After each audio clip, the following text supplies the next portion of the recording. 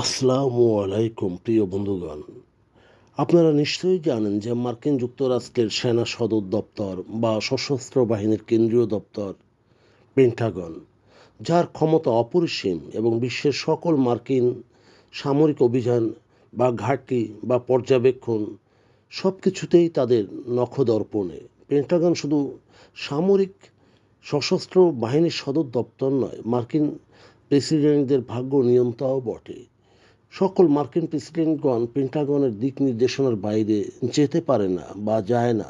তেমনি পেন্টাগনের আদলে মধ্যপ্রাচ্যে একটি পেন্টাগন সদর দপ্তর আছে, সেটি আর কোথাও নয়, মার্কিন যুক্তরাষ্ট্রের অকৃত্রিম স্বার্থ রক্ষাকারী এবং মিত্র দেশ ইসরায়েলে সেই পেন্টাগনের দপ্তর। আর ইরান সেই পেন্টাগনে হামলা চালায়। কার্যত পেন্টাগন এখন এক ধ্বংসের চারণভূমি। শনিবার ভোরের হামলায় এই ভয়ানক কাজটি ঘটেছে, যার ফলে কমপক্ষে 2 জন নিহত এবং বেশ কজন আহত হয়। এর আগেও ইসরায়েলের যুদ্ধবিমান এবং গোপন অনুপ্রবেশকারী ড্রোন ব্যবহার করে তেহরানে আক্রমণাত্মক অভিযান পরিচালনা করে ইসরায়েল।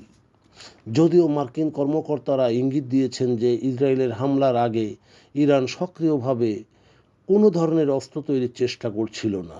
এই ঘটনা আজ রোববার মার্কিন ও ইরানের মধ্যে যে পারমাণবিক আলোচনা চলছে, নিশ্চয়ই সেখানে ব্যাহত হওয়ার সম্ভাবনা রয়েছে।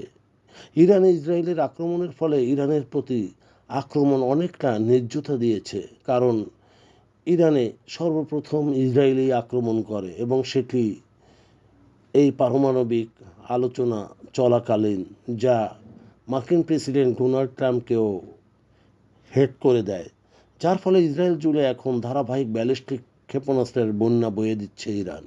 এতে করে জেরুজালেমের এবং তেল আবিবের আকাশ বিস্ফোরণে আলোকিত হচ্ছে, ভবনগুলিতে ফাটল ও কম্পন দেখা দিচ্ছে। ইসরায়েল তার দেশের জনগণকে ইতিমধ্যেই নিরাপদে আশ্রয়ে থাকতে বলেছে। ইরানের সর্বোচ্চ নেতা আয়াতুল্লাহ আল খামেনি শুক্রবার এক রেকর্ড বার্তায় বলেছেন, আমরা তাদের এই মহান অপরাধ থেকে নিরাপদে পালাতে দেব না।